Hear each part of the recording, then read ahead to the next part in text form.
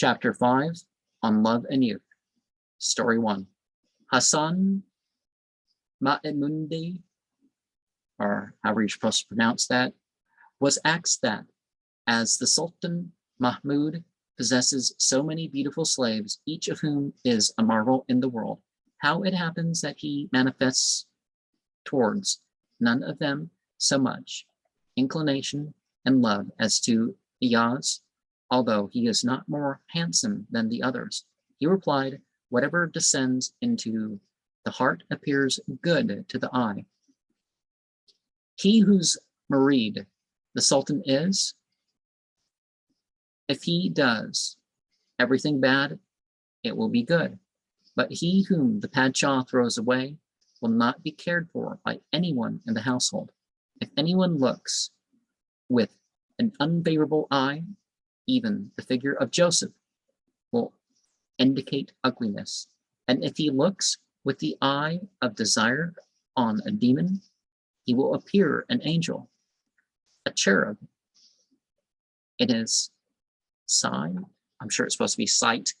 So yeah, whatever you set your ways upon, it's made beautiful. The talk about Satan making things appear beautiful. I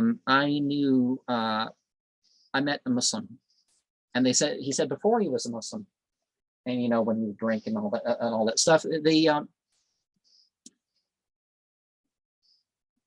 he was sort of shown a sign in that some women,